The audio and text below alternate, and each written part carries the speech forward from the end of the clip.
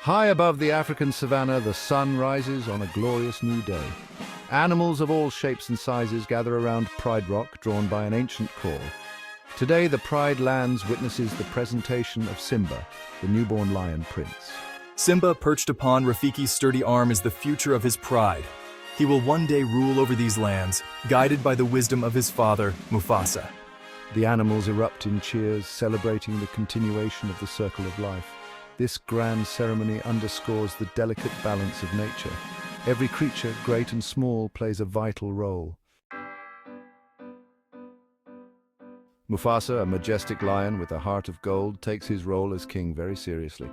He understands the importance of teaching Simba the ways of the Pride Lands. One day, Mufasa takes Simba on a leisurely walk. Simba, full of youthful energy, bounds ahead. With a chuckle, Mufasa calls him back. He explains to Simba the delicate balance of the circle of life. He tells Simba that everything exists in a delicate balance. From the tiniest ant to the swiftest gazelle, each creature has its place. Mufasa emphasizes that as future king, Simba must respect and protect this balance. Simba listens intently, his young mind absorbing his father's wisdom. Unknown to Simba, danger lurks in the shadows. Scar, Mufasa's brother, harbors a deep envy for the king and his cub. Scar craves power and will stop at nothing to obtain it. He plots with the hyenas, promising them power and a share of the Pride Lands in exchange for their help in eliminating Mufasa and Simba. The hyenas, driven by hunger and greed, agree to Scar's treacherous plan. They become pawns in his web of deceit, unaware of the chaos it will unleash upon the Pride Lands. One fateful day, Scar leads Simba to a shadowy gorge, telling him that it's a place to test his bravery. Scar's plan is already in motion. He signals the hyenas, who stampede through the gorge, creating a terrifying wall of dust and hooves. Simba, trapped in the chaos, is swept away by the raging wildebeest. Mufasa, alerted by the distant roar, rushes to the gorge. He sees Simba clinging desperately to a branch, moments from being trampled.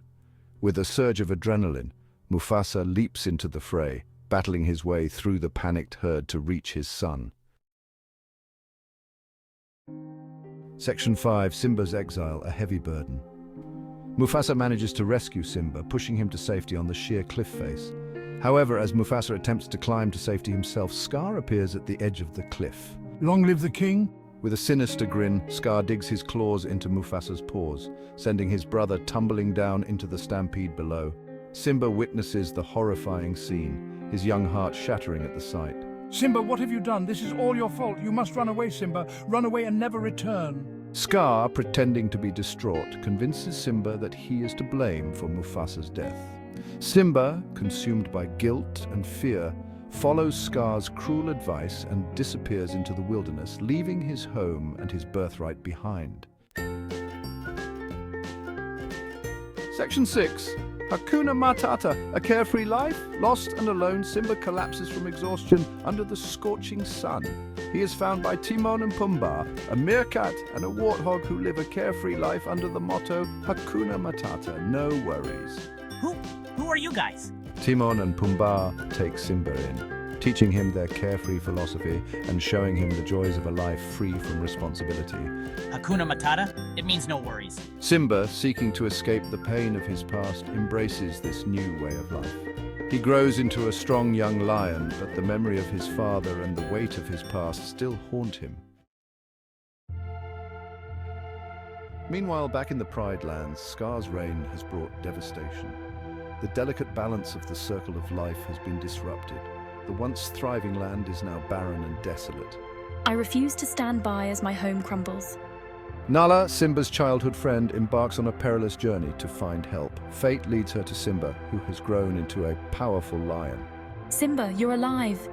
Nala is overjoyed to find Simba alive, but her joy is short-lived.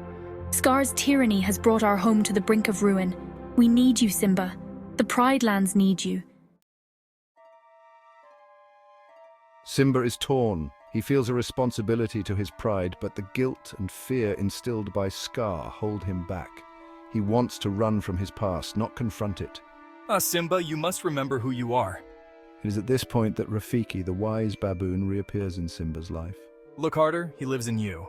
Rafiki guides Simba on a journey of self-discovery. He helps Simba confront his past and embrace his true identity. Remember the strength and wisdom of your father. Rafiki reminds Simba of his father's strength and wisdom. He makes Simba see that while Mufasa may be gone, his spirit lives on in Simba. Empowered by his newfound clarity, Simba returns to the Pride Lands, ready to reclaim his birthright and fulfill his destiny. He confronts Scar in a climactic battle that will determine the fate of the Pride Lands. This is my kingdom, Scar. Step down. The battle rages across Pride Rock, a whirlwind of claws and teeth. Simba, fueled by justice and the memory of his father, fights with newfound strength. You can't win, Simba. I am the king. The truth of Mufasa's death is revealed to the Pride. The hyenas, realizing Scar's deception, turn on him, leaving him to face Simba's wrath alone. For my father, and for the Pride Lands. Scar, defeated and alone, meets his end, falling from the heights of Pride Rock. With Scar's reign of terror over, Simba ascends to his rightful place as king. The Pride Lands are free once more. The Pride Lands rejoice, their true king has returned. Under Simba's rule, the Pride Lands begin to heal. The rains return, washing away the scars of the past. Look, Simba, the circle of life continues. The circle of life continues as Simba and Nala present their own cub, a symbol of hope and a new beginning for the Pride Lands. The animals erupt in cheers, just as they did for Simba, celebrating the enduring power of courage, responsibility, and the circle of life.